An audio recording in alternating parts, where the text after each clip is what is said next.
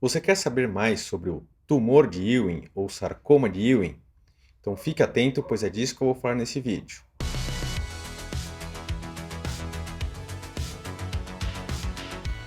Olá pessoal, meu nome é Daniel Reboledo, sou médico oncologista ortopédico e especialista em cirurgia do quadril.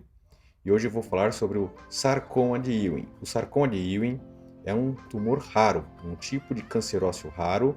Apesar disso, é o segundo câncer ósseo, sarcoma ósseo, mais comum na infância. Ele é muito importante, pois ele acomete pacientes entre os 10 e os 20 anos de idade. Os principais locais de surgimento do sarcoma de Ewing são o fêmur, ossos da bacia, escápula, tíbia e úmero também, mas ele pode surgir em qualquer lugar do corpo. O PNET ele é uma variação do sarcoma de Ewing e ele pode acometer pacientes mais jovens e também acometer tecidos de partes moles.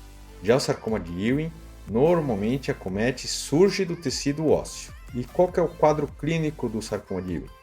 Então, normalmente o paciente que desenvolve essa doença começa a apresentar dor, uma dor progressiva que não melhora com o uso de analgésicos, o paciente começa a precisar de mais analgésicos.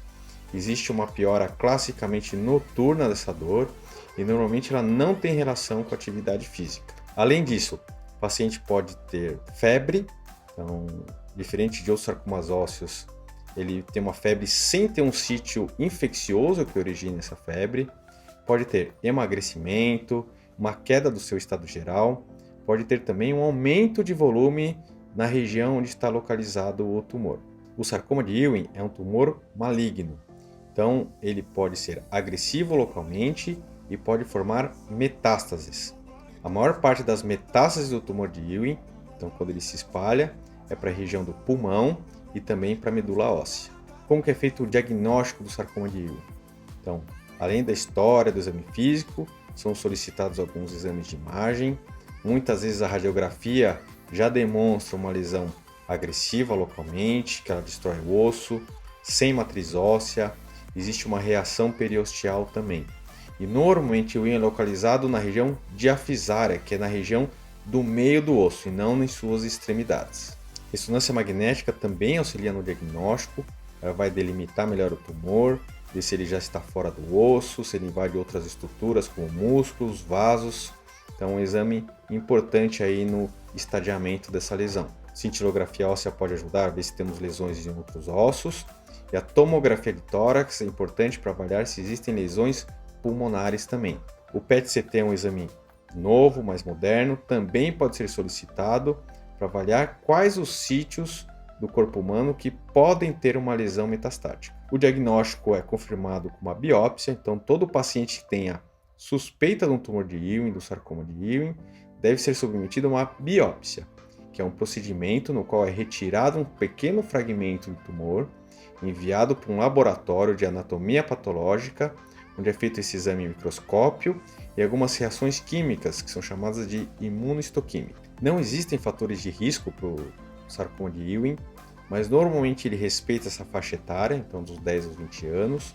Normalmente são crianças brancas e ele é muito raro na raça negra. No início de sua apresentação, o sarcoma de Ewing ele pode ser confundido com outros tumores malignos, principalmente o osteosarcoma, justamente pela faixa etária, pelo quadro clínico inicial que pode ser semelhante. Porém, com a realização dos exames e com a realização da biópsia, eles normalmente são facilmente diferenciados. Outro aspecto importante do sarcoma de Ewing é que nesses estágios iniciais ele pode ser confundido não apenas com outros tumores, mas com infecção óssea, com osteomielite. Então, eles acometem crianças da mesma faixa etária, têm um quadro clínico semelhante, os dois podem apresentar febre, aumento de volume, o aspecto na radiografia é semelhante também.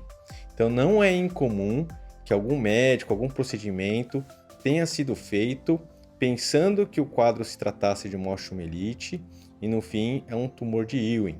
Até os exames de laboratório são semelhantes, os exames de imagem também.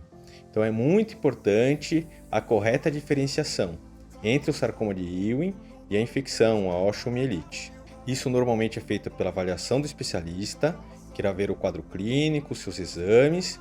Em alguns momentos é necessário uma biópsia antes do correto tratamento.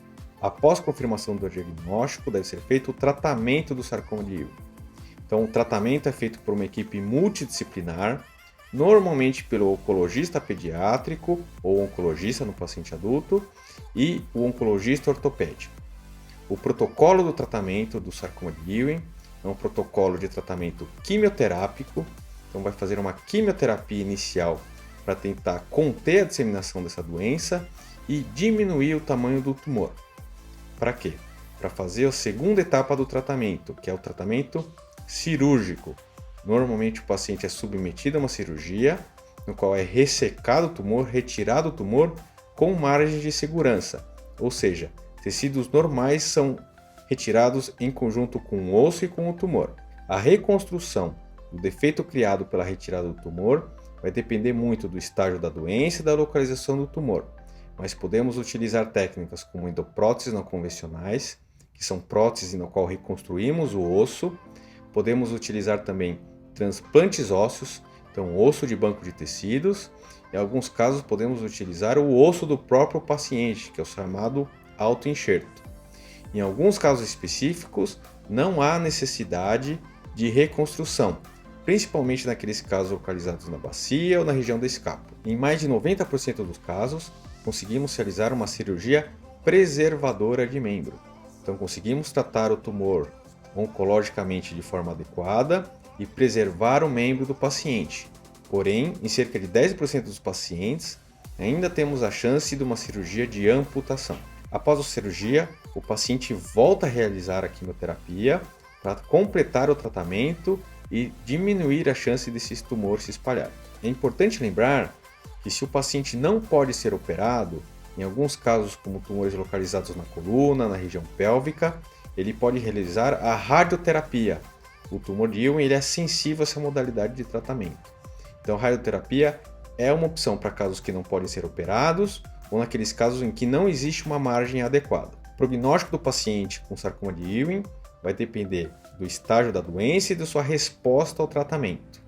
De maneira geral, a sobrevida dos pacientes em 5 anos gira de 60% a 70%.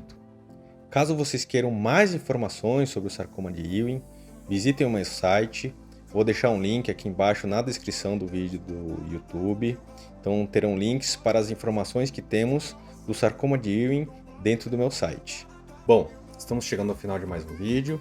Espero que tenham aproveitado as informações. Caso tenham dúvidas ou algum comentário, deixem aqui abaixo, terei o maior prazer em responder. Caso tenham interesse neste ou outros assuntos aí da oncologia ortopédica, da cirurgia do quadril, assinem o canal, deixem seu like aqui no vídeo. Paz e saúde para todos e até a próxima!